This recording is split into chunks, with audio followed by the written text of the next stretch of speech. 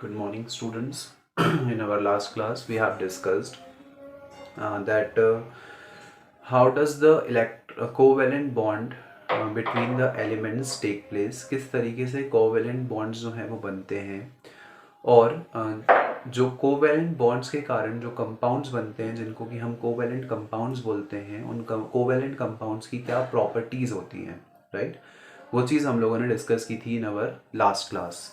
Now जो metals हैं, हम लोगों को पता है कि जितने भी मेटल्स हैं या जितने भी इवन नॉन मेटल्स हैं वो सब हमको ज़मीन के नीचे खुदाई करके मिलते हैं, राइट। जैसे कि गोल्ड हो गया या और भी जो दूसरे मेटल्स हैं वो हमको खुदाई करके मिलते हैं ज़मीन के अंदर से।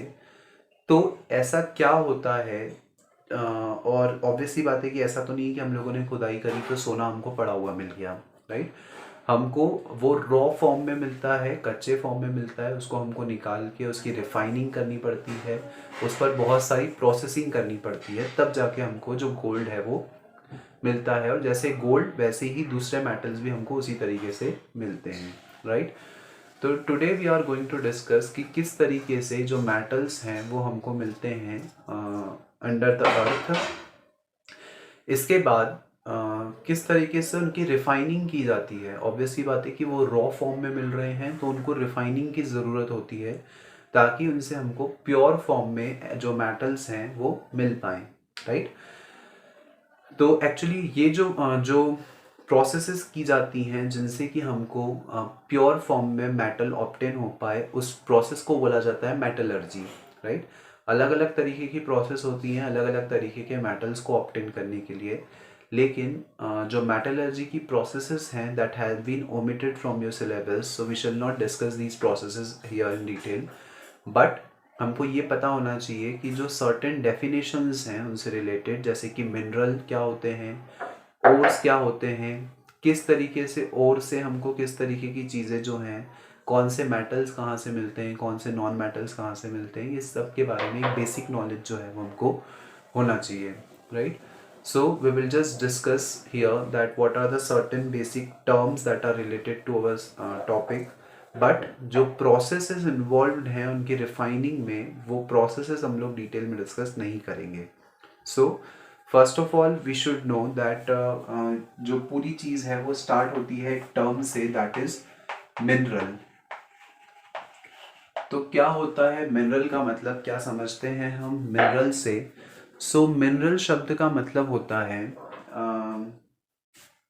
रॉ फॉर्म में कोई भी सब्सटेंस अगर हमको मिल रहा है तो उसको बोला जाता है मिनरल, राइट। मतलब कि अर्थ की क्रस्ट में, अगर हम अर्थ के स्ट्रक्चर की बात करें तो आपको पता है आउटर मोस्ट जो है वो क्रस्ट है, उसके नीचे मेंटल और सबसे नीचे जो है वो कोर है, राइट। तो अर्थ के क्रस्ट में हमको अलग अलग तरीके के जो मेटल्स हैं वो मिलते हैं। तो अर्थ की क्रस्ट में कुछ ऐसे सब्सटेंसेस जो कि रॉ फॉर्म में होते हैं, जो हमारे काम के होते हैं, उनको बोला जाता है मिनरल्स, राइट। तो some metals are found in the earth crust in free state.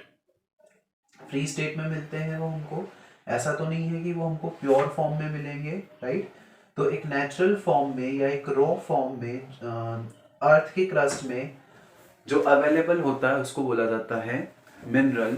Mineral की अगर मैं डेफिनेशन की बात करूं तो मैं मिनरल को डिफाइन कर सकता हूं एज द एलिमेंट और compound which occur naturally in the earth crust are called as the minerals, right. ऐसे एलिमेंट्स या ऐसे कंपाउंड्स जो कि नेचुरल या रॉ फॉर्म में अर्थ की क्रस्ट में मिलते हैं, ऐसे सब्सटेंसेस को हम बोलेंगे मिनरल्स। अब मिनरल्स का एक टाइप होता है ore, right. So what do we mean by the term ore. ऐसे अब ऑब्वियसली बात है कि हमारी अर्थ के क्रस्ट में बहुत सारे मिनरल्स हैं और सारे के सारे मिनरल्स हमारे लिए ज़रूरी नहीं है, राइट। तो ऐसे मिनरल्स जिनमें एक सफिशिएंट क्वांटिटी में या एक रिक्वायर्ड क्वांटिटी में मेटल जो है वो प्रेजेंट हो, राइट। ऐसे मिनरल्स जिनमें ज़्यादा अमाउंट में अबंडेंस में, हम बोल सकते हैं अबंडेंस में मेटल जो है वो प्रेजेंट हो, ऐसे मिनरल्स को हम बोलेंगे ओर, राइट। तो the minerals which contain the metals in high quantity or in the abundance, that kind of minerals are called as the ores. So mineral जो रॉ फॉर्म में, ऐसे एलिमेंट और ऐसे कंपाउंड जो रॉ फॉर्म में अर्थ की crust में मिल रहे हैं।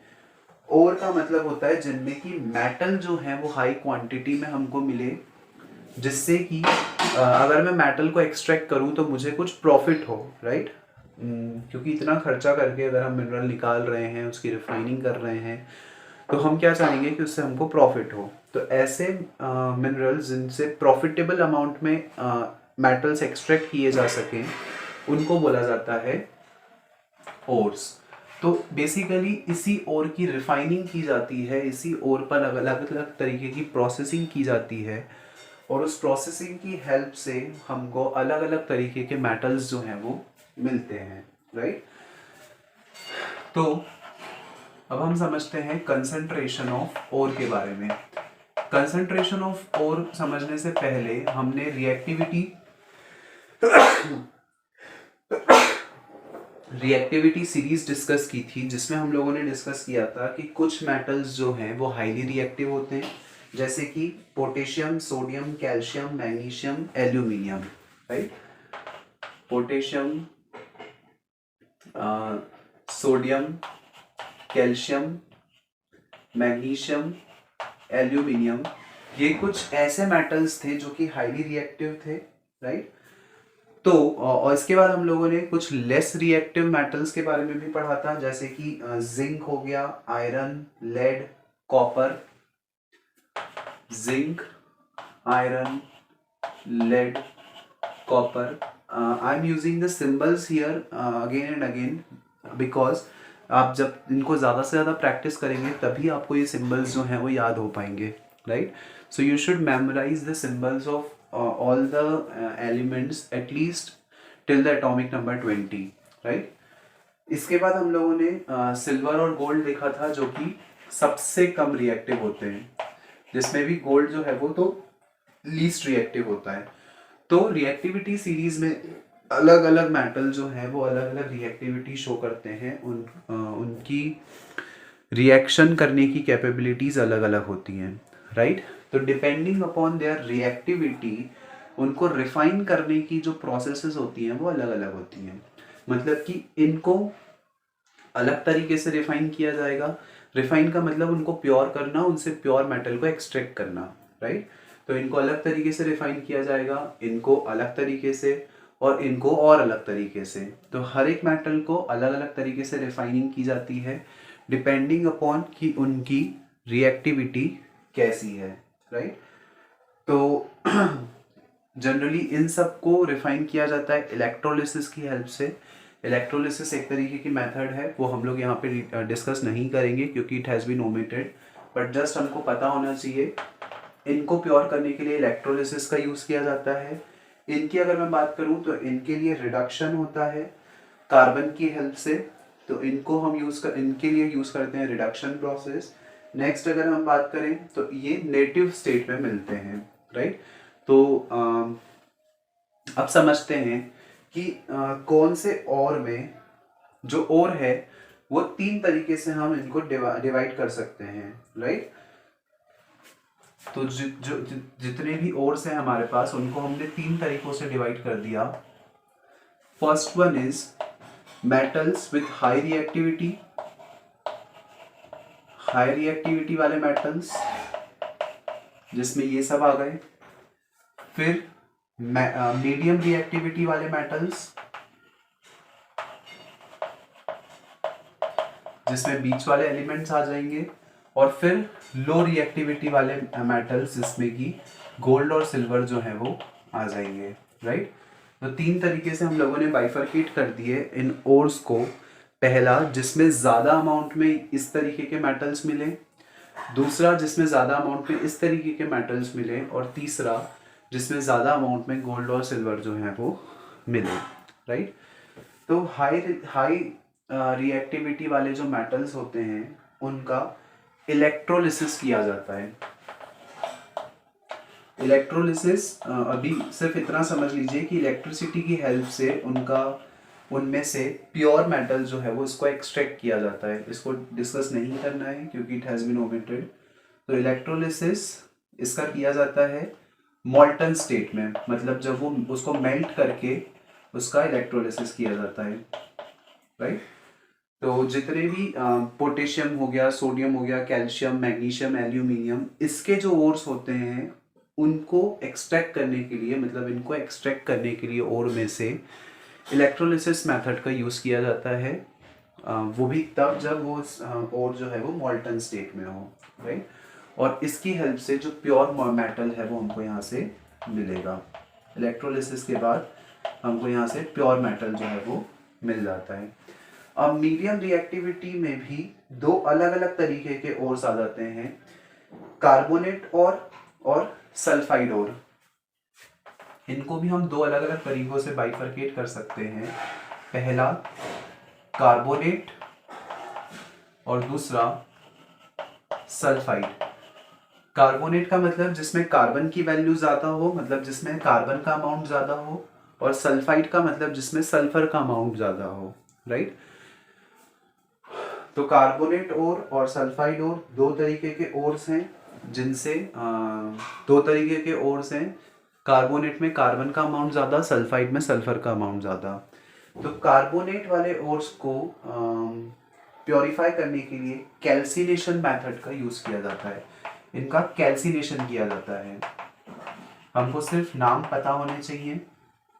इनकेस अगर डेफिनेशन के फॉर्म में पूछा जाए, क्योंकि ओमिटेड पोर्शन में सिर्फ मेटलर्जिकल प्रोसेसेस लिखा हुआ है, तो जो प्रोसेस होती है जैसे कि कैल्सिनेशन हो गया, इलेक्ट्रोलिसिस हो गया, उसकी मेथड हम लोगों को नहीं पढ़नी है, बट एटलीस्ट उसके बारे में एक रफ नॉलेज जो है वो हमको होना चाहिए। तो कार्बोनेट ओर को प्योर करने के लिए कैल्सिनेशन मेथड का यूज़ करते हैं। सल्फाइड को करने के लिए रोस्टिंग की जाती है, राइट। तो कार्बोनेट ओर और सल्फाइड ओर, इन दोनों को प्योर किया जाता है अलग अलग तरीके से। एक को कैल्सिनेशन की हेल्प से और दूसरे को रोस्टिंग की हेल्प से, राइट। और इन दोनों से ही हमको क्या मिलेंगे, ऑक्साइड्स मिलेंगे, राइट। इन दोनों ही प्रोसेस से हमको मिलते हैं ऑक्साइड्स ऑफ मेटल, मतलब कि मेटल ऑक्साइड्स जो हैं वो हमको यहाँ से मिलते हैं। और इन मेटल ऑक्साइड्स को हटाकर, मतलब कि ऑक्सीजन जो है उसको रिमूव करके यहाँ से मेटल जो है उनको एक्सट्रैक्ट किया जाता है। तो इसको हम लिख सकते हैं एक्सट्रैक्शन ऑफ मेटल। जब मैं मेटल ऑक्साइड में से ऑक्सीजन के अमाउंट को रिड्यूस कर दूंगा, उसको हटा दूंगा, तो मुझे प्योर मेटल जो है वो मिल जाएगा, राइट। तो यहाँ से मैंने मेटल ऑक्साइड में से मेटल को एक्सट्रैक्ट कर लिया। अब यहाँ से जो मेटल मुझे मिला है वो प्योर फॉर्म में नहीं है, उसको मुझे प्योर करना पड़ेगा। तो जो लास्ट प्रोसेस है वो होगी purification of metal. At last हम जो मेटल हमको मिला है उसको प्योरीफाई करेंगे, राइट। तो इस तरीके से एट लास्ट जो मीडियम रिएक्टिविटी वाले अमाउंट होते हैं, जैसे कि जिंक हो गया, आयरन हो गया, लेड, कॉपर, इस तरीके के मेटल्स को कैल्सिनेशन और रोस्टिंग की हेल्प से ऑब्टेन किया जाता है, जिसके बाद उनके मेटल ऑक्साइड्स में से ऑक्सीजन को रिमूव करके, उनको रिडक्शन करके जो प्योर एलिमेंट है या प्योर मेटल जो है उसको फाइंड आउट किया जाता है, राइट। अब लो रिएक्टिविटी की अगर हम बात करें, तो लो रिएक्टिविटी वाले जो मेटल्स हैं उनमें सल्फाइड का अमाउंट जो है वो ज़्यादा मिलता है, मतलब कि वो सल्फाइड ओर्स होते हैं, उनमें सल्फर का अमाउंट जो है वो अबंडेंस में मिलता है। और आपको पता है कि अगर सल्फर ज़्यादा अमाउंट में मिला है तो हम क्या करेंगे, उनकी रोस्टिंग करेंगे। तो गोल्ड और एल्यूमिनियम के ओर्स जो हैं उनकी रोस्टिंग की जाती है, और रोस्टिंग करने के बाद यहाँ पे डायरेक्टली हमको जो मेटल्स जो है वो मिल जाते हैं, क्योंकि वो अपनी नेटिव स्टेट में होते हैं, राइट। तो जस्ट उनकी रोस्टिंग हमने कर दी, उस रोस्टिंग करने के बाद हमको मेटल्स मिल गए, और उसके बाद उन मेटल्स को जस्ट हमको रिफाइन करना पड़ता है। उनकी रिफाइनिंग कर दी हम लोगों ने, उनको प्योर कर दिया, सो दैट हमको प्योर फॉर्म में गोल्ड और सिल्वर जो है वो ऑब्टेन हो जाएगा, राइट। तो ये पूरी एक टेबल के फॉर्म में हम समझ सकते हैं कि किस तरीके से अलग अलग तरीके के मेटल्स को एक्सट्रैक्ट करके उन पे प्रोसेसिंग करके हम जो एलिमेंट्स हैं, जो रिक्वायर्ड मेटल्स हैं, उनको प्रॉफिटेबली हम एक्सट्रैक्ट कर सकते हैं फ्रॉम द मिनरल्स, राइट। यहाँ से मिनरल की डेफिनेशन इंपॉर्टेंट बनती है, ओर्स की डेफिनेशन इंपॉर्टेंट बनती है, इलेक्ट्रोलिसिस प्रोसेस जो है वो इम्पॉर्टेंट बनती बट वो ओमिट हो गई है, तो जस्ट उसकी डेफिनेशन जो है वो हम ये लर्न कर सकते हैं। कैल्सिनेशन और रोस्टिंग की डेफिनेशन हम लर्न कर सकते हैं, राइट। सो इस तरीके से मिनरल्स को एक्सट्रैक्ट किया जाता है from their respective ores, sorry metals को एक्सट्रैक्ट किया जाता है फ्रॉम देयर रिस्पेक्टिव ओर्स। सो इसके बाद एक लास्ट टॉपिक बचता है, that is corrosion and its prevention. Corrosion भी एक इम्पॉर्टेंट टॉपिक बनता है यहाँ से, बट वो भी ओमिट हो गया है, बट स्टिल उसके बारे में एक थोड़ा सा डिस्कशन जो है वो कर लेते हैं, सो दैट इन केस अगर कोई ऑब्जेक्टिव फॉर्म में आता है तो you will be able to understand it, right. तो corrosion and its prevention, basically corrosion का मतलब होता है जब भी कोई मेटल एटमॉस्फेयर में प्रेजेंट ऑक्सीजन के साथ या वाटर कंटेंट के साथ रिएक्शन कर ले और उस रिएक्शन के कारण वो अपना ऑक्साइड बना ले, राइट। तो उसके कारण जो जंग है वो लग जाती है, राइट। जैसे कि अगर मैं आयरन की बात करूं तो आयरन जो है वो एटमॉस्फेयर में प्रेजेंट ऑक्सीजन के साथ रिएक्ट करके फेरस ऑक्साइड बना लेता है। That ferrous oxide is nothing but the rust. तो जब भी किसी मेटल पे रस्टिंग लग जाती है, जंग लग जाती है, तो इस प्रोसेस को बोला जाता है कोरोजन, राइट। जरूरी नहीं है कि कोरोजन सिर्फ आयरन पे हो, और भी दूसरे मेटल्स जो हैं उन पे कोरोजन जो है वो हो सकता है। सो बेसिकली कोरोजन का मतलब है मॉइस्ट एटमॉस्फेयर में प्रेजेंट मॉइस्चर के कारण जब भी कोई मेटल रिएक्ट कर ले और अपना मेटल ऑक्साइड बना ले, तो मतलब कि रस्टिंग अगर उस पर हो जाए over a course of time, ये चीज़ ओवरनाइट तो नहीं होती है, over a course of time मतलब अगर लंबे समय तक रिएक्शंस होती रहेंगी तब जाके जो रस्टिंग है वो लगेगी। तो आयरन जो है वो मोस्ट कॉमनली रस्टिंग को शो करता है और इस पूरा प्रोसेस को बोला जाता है कोरोजन, राइट। कोरोजन को कम करने के लिए, उसको रोकने के लिए हमारे पास कुछ प्रिवेंटिव मेजर्स होते हैं,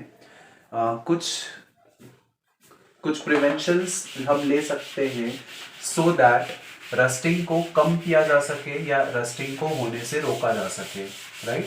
तो सबसे बेस्ट तरीका जो होता है रस्टिंग को रोकने का, सबसे इजी तरीके की अगर मैं बात करूं तो first one is the painting, right.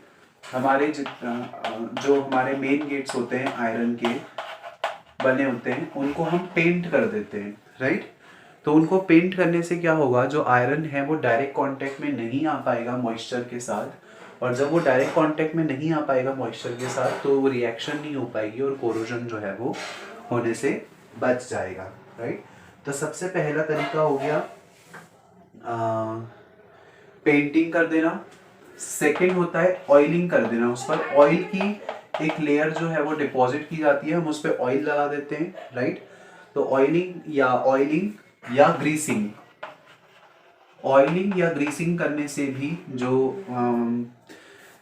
Metal है वो डायरेक्ट कांटेक्ट में नहीं आता है मॉइस्चर के साथ, और उस कंडीशन में भी जो कोरोजन है या जो रस्टिंग है वो होने से बच जाएगी, राइट।